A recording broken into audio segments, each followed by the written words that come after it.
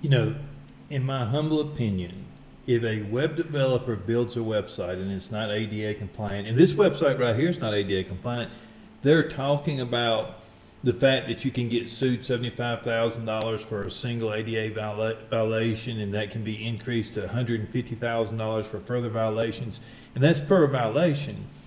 But this is not web accessibility, because if you look at what the law says that the experience for me has to be the experience for someone with a disability. So the experience has to be the same. Well, the fact that you've got to click on this, figure out what to click on and how to do it and what you've got, this is not being the same experience. This is two totally different experiences.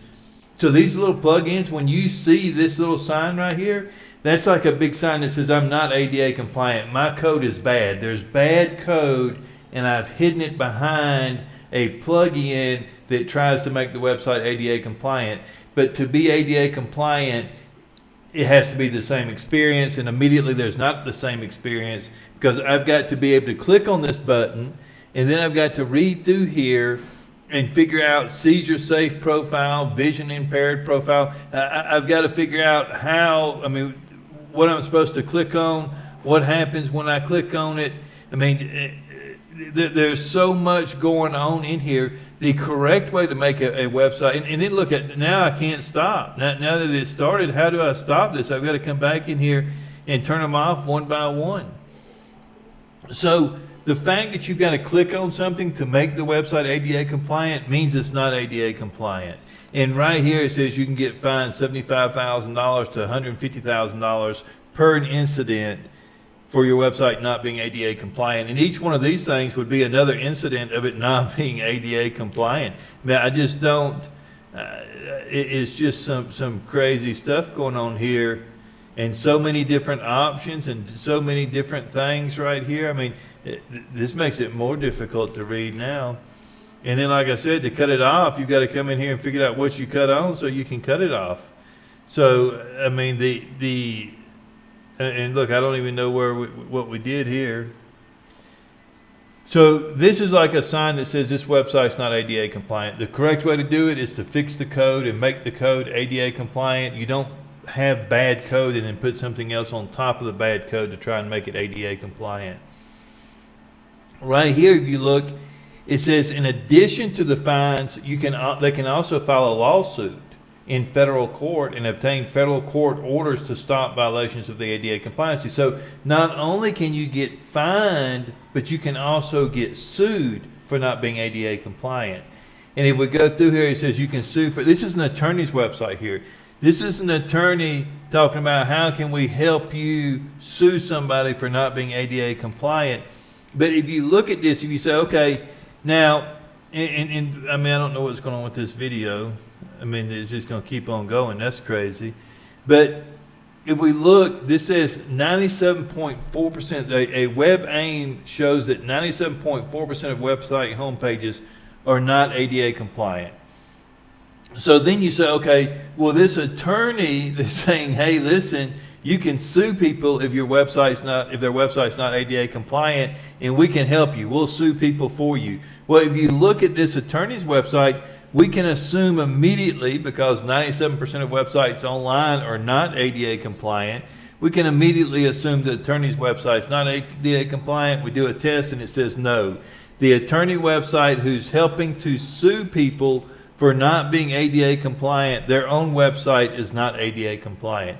So not only could you sue, you could hire this attorney, have them sue somebody for you. Then when it's time to pay the attorney, you turn around and sue the attorney, so you don't have to pay them either, and you can make money off the attorney and off the website, off the other lawsuit.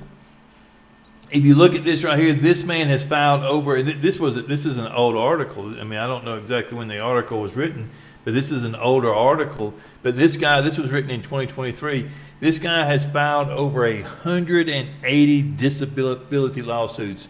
And the subtitle right here, is it profiteering or justice? Well, it looks to me like this guy is doing it for a living. He's trying to make a living suing people who don't have compliant websites. So not only do you have the real people who are going to sue you for not having compliant websites, but you've got people online who are doing nothing but making a living out of suing people and this is the NAD, the National Association for Deaf People. They sued Netflix for not being ADA compliant. You've got the Winn-Dixie was being sued right here. And if you look, Winn-Dixie, the company has set aside $250,000 to make their website ADA compliant. So you've got, and then there's another guy in here that says, it's probably not going to cost you more than $26,000 to $30,000 or so to make it $37,000. Then this Chris Korak says, an employee of the software testing company says, they can probably fix their website for roundabout or cost less than $37,000. $37,000 after you get fined and sued. Now you're going to pay $30,000 for somebody to code the website correctly. If we look right here, Nike's getting sued. This Five Guys class action lawsuit, they went to the judge and said, hey, listen, the ADA should not, that law doesn't apply to us. That applies to physical stores. It has nothing to do with the website. And the judge came back and said, no, it does not. It has to do with the website. ADA does not cover websites, but in court order, the judge explained that Five Guys website is in fact covered by the ADA. So you've got the ADA, which is a law that says that you've got to make the experience for somebody with a handicap exactly like the experience for somebody without a handicap. And again, this website right here that's talking about this stuff is not ADA compliant. They've got this little tool, and how can the experience for me be the same as the experience for someone else if I have to click on the tool and figure out how the tool works before I can even get started? I mean, and then you got to, I mean, once you click on the stuff, you can't get out. You say, I click once, it makes the website black, and I say, well, that's not what I wanted.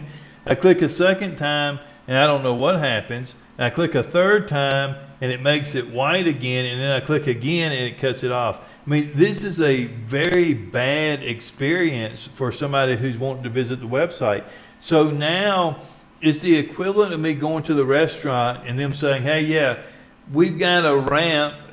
It's in the back, and when you get around to the back, we've got a hammer, some nails, and some boards. All you got to do is build the ramp for the real wheelchair to enter the store. I mean, I have to do things to make the website ADA compliant. It's not what the law says. The law says the experience has to be the same for me as it is to somebody without a disability or somebody with a disability. Beyonce is getting sued for her website not being accessible. Burger King is getting sued for their website violating the ADA compliancy. Fox News is getting sued. So what's happening now is people are waking up to the fact that they can sue a company and make money if the websites aren't ADA compliant. And 98% of the websites currently online are not ADA compliant. So this is like a gold mine for people who want to spend money or make money suing people. And you've got the government who's done a lot of things that look like they're wanting to put small businesses out of business. So, and they make money by fining people. So the government could turn around. If you do something and the government says, hey, yeah, I want to put this guy out of business. Well, the best way to do that is file an ADA complaint against them. File an ADA complaint, they turn around, they get a $75,000, $50,000 fine from the government. Then you can sue them, and you can even make more money off the lawsuits. By the time it's over with, they're out of business. A small mom and pop store, they can't handle all these fines and lawsuits. And the people who should be getting fined and sued is the web developers who are not coding to standards. It's like it's a game. I mean, it's like you come and you get brakes put on your car and they don't put the brakes on correctly. You get in a crash, you get killed, you're out of business. And the person to blame is the guy who was supposed to fix the car correctly. But he's not blamed at all. He goes scot-free, and the company is the one that gets sued and put out of business. And what needs to happen is it needs to be the website developers that are getting sued and fined for not creating the websites correctly. And the small business owners should start turning around and suing the website developers. Matter of fact, they ought to put in the contract. You want a website built? when you go to your web developer and you say, hey, I want a website built, you should make them sign a paper that says, hey, I'm making this website ADA compliant. It's being coded to the correct standards, so you don't have to worry about being sued. And if you are sued, I'll come in and I'll take the blame for it because I was supposed to build the website to the code.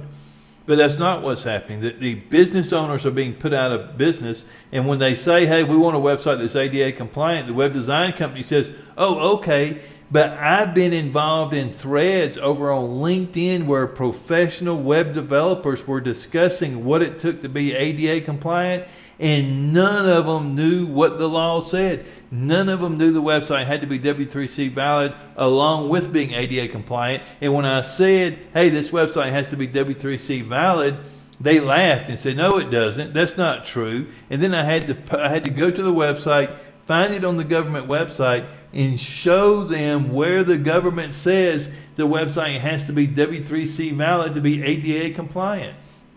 So not only do the web designers not design the websites to be ADA compliant, but they don't even know how to make them ADA compliant.